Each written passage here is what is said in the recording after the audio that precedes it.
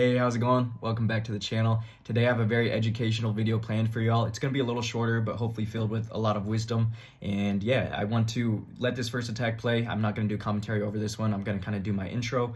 If you are ready to get into the second attack where there's a lot of commentary and I'm trying to teach you what my title suggests, that this army will make you better at the game, feel free to fast forward to attack number 2. But today's verse of the day comes from John 16:33. It says, "I have told you all this so that you may have peace in me. Here on earth you will have many trials and sorrows, but take heart because I have overcome the world." That's a great message. It's very similar to the verses and the message I've shared in my last couple videos, just explaining that life is difficult and we're not meant to do it alone. I do encourage you guys as well to go check out my video I posted yesterday if you haven't already. There's a cool clip from Word. I got his permission to share it. It's like a 2 or 3 minute clip at the beginning of my video. Just a really cool message that Word Clash of Clans shared as his last video on YouTube, because he is taking a break from YouTube to prioritize his family and his life. If you don't know Word, he's a really big YouTuber that grew super quickly in this past year, over like 5,000 subs. He hadn't even done YouTube for a year, but just a cool, genuine dude, really good at the game.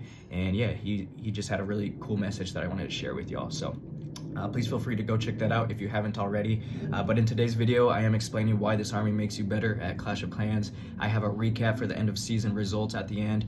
They're not final, by the way. I did all my attacks super early just to try to get a super high rank and screenshot and clickbait a little bit, you know what I mean? Just kidding, I try not to clickbait on my channel. That's one of my goals and my reminders in my notes here.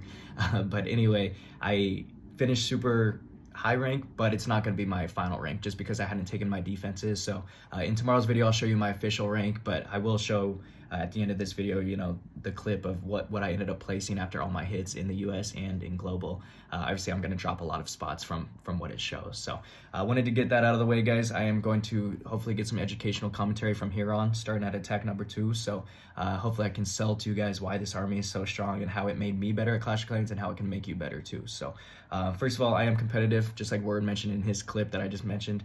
So I'm always looking to get better at the game, and that's why I'm bringing this kind of content for y'all. Hopefully you can appreciate it. But right away, guys, step number 1, you have to get really good value to start this army with either your royal champion or your king. You can use either version of the army, both are strong. I have both army links in yesterday's video. But right here, you're seeing great value by our royal champion. She got out a couple Teslas, builder huts, the revenge tower, which is key, and an air defense. But most importantly, she pops this rage compartment. When you're going against double rage bases, you have to pop one of them with either your king or RC to make your Dragon Raiders be able to push through a lot easier, okay?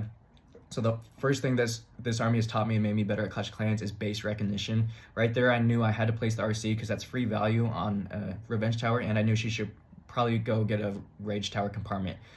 Then you're seeing a little bit of a funnel with 2 Inferno Dragons at 9 o'clock, and I'm looking for narrow, compact areas in the base where I can send my Dragon Riders to fly through and get really early timed hero abilities. That's another thing I've learned. You guys got to use your hero abilities sooner rather than later. I think a lot of people fail or don't have success because they hold on to their hero abilities a little longer than they should, especially the Eternal Tome, for example. So you want to use that when more of your troops can benefit from it, which is early on in the attack before your troops have died, right?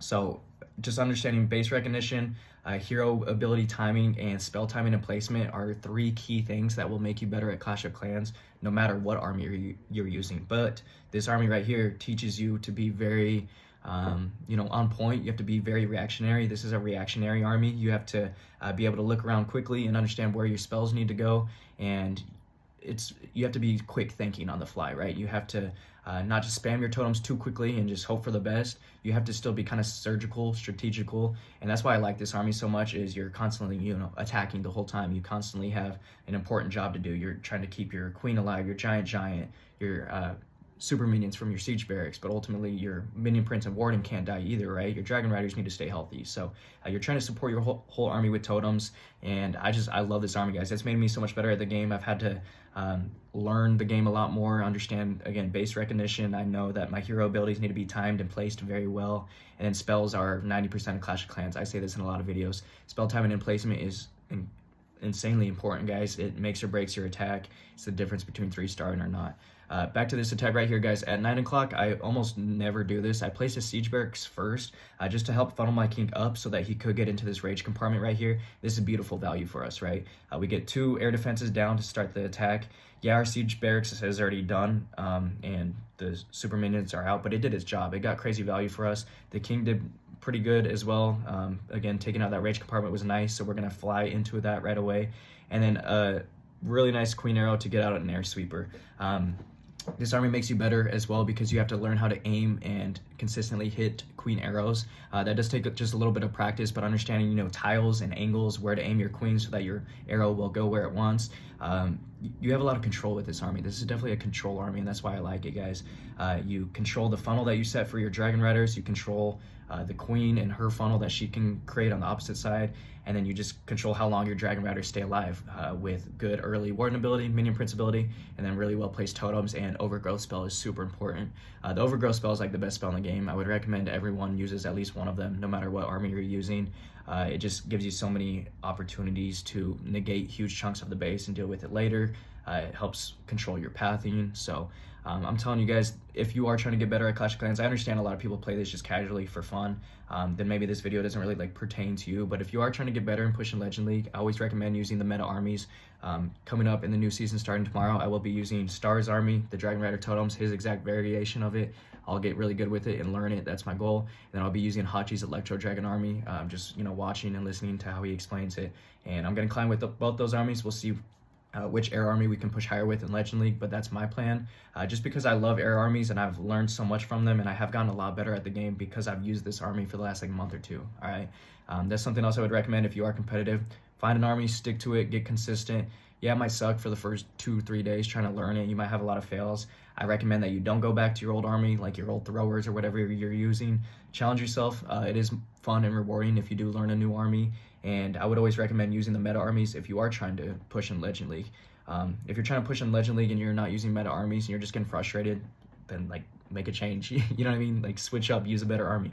I feel like a lot of people like kind of get stuck, or they like to use the same army all the time, and I get it. But if you are, again, trying to be competitive and get better at the game, try to learn new things, you know, learn new strategies, or just don't complain about it. Because so many people complain like, oh, this army sucks, like I can't push in Legend League. Like, bro, just switch the army, learn a new army, you know what I mean? Sorry, I'm done ranting. Anyway, you see a really good queen arrow through the core right there, and now we are setting our dragon riders in, again, early hero abilities, guys, right there. Very early, nice warden ability. A lot of people might wait until the second rage compartment pops to, you know, pop a warden ability. Wait until they would have flown in more. Right there, that's a really bad minion prince ability, and that's why we failed this attack, guys. I included a fail in here on purpose just to show you guys that hero timing is so important. The angle of your minion prince ability is super critical. I didn't freeze much at all, right? I froze like the monolith and the long shot up top, which is nice, but I really wanted to freeze this rage compartment that I have now overgrowth, right? So the overgrowth isn't a great spell. Placement and timing, I would have done that, you know, again. All I needed to do was wait until my minion prince was aiming down a little bit more, and we wouldn't have failed this attack. So this attack still gets super close. I have 2 more spell support to use, but I don't have enough. As you can see, most of my dragon riders are dead. I get a really nice freeze right there. You'll see a really good totem to distract this super wizard tower, but ultimately we fizzle out, and the real main reason that we fail right here, guys, is again because of a poor minion prince ability. So that's how important your hero timing and placements are. You really learn how to, you know, focus and stay aware the whole attack with using this army, because you have to, right? Just simple mistakes like that can make or break your attacks, and I understand that's why maybe some people don't like this army, because this is kind of like a momentum army. Bear with me real quick while I explain this. I've been thinking about this, and this is kind of how I see the game when I attack, like solo off camera. You got to stack good momentum plays, right? Like, so starting right away with a good queen or good king, getting good value, that's good momentum. That's a good start to the attack. Then hitting a good queen arrow and siege barracks, getting funnel, maybe taking out an air defense or 2, that's another really good momentum play. That's 2 good things stacked to start your attack. Then you spam in your dragon riders, totems, you know, minion prince and warden. You get a really good early warden ability, maybe through some traps as you enter into the base. That's a 3rd really good momentum play that you've just stacked 3 good starts to the attack. Each, you know, good thing you stack makes it harder and harder to fail. So then maybe you get a really good minion prince ability. That's a 4th good thing. You get a couple good totems. You get a really good overgrowth on the back end. You've just stacked like 5 really good key critical plays. It's going to be hard to fail at that point, right? So here's the recap, guys. I'm showing plus 300. I hope that made sense, by the way. That's just the way I see it. But right here, I finished at rank 19 in the US. Again, hadn't taken all my defenses. But it is cool, guys. I have like 100 attacks less than everyone else. As you can see, everyone's like 224 or more. I'm only at like 139, so I did miss a lot this season. So it still was cool to be able to push pretty high. I think we're just like top 300-ish global. Again, this isn't final. So by tomorrow, I wouldn't be surprised if I'm around like 50 to 150 in the US as my finishing rank, somewhere in there, depending on how my defense does. But yeah, 328 in global right there. That's obviously not going to last. I'll probably drop out of top 1,000. Maybe I'll be like top 2,000 this season. But I still thought it was cool. I wanted to share with y'all. Still had some success pushing, even though we missed quite a few days. But I hope this video was educational. I hope it explained why I've gotten better at Clash of Clans using this army, and maybe it encourages you guys to try it out, or at least try a new army. So I know there is a new air pet or air hero coming out soon. I'm excited to see how that does and see if it's strong or not. Excited to see if the meta shakes up at all with some of these buffs and nerfs. But yeah. Anyway, stay tuned. Tomorrow we are starting a consistent brand new series using 2 different air armies, and I'm excited for that, guys. It's going to be daily uploads. Please like and subscribe to continue showing support so we can keep reaching new people. And yeah, I'll see you starting tomorrow in the new series. Appreciate y'all hanging out. See you then. Peace.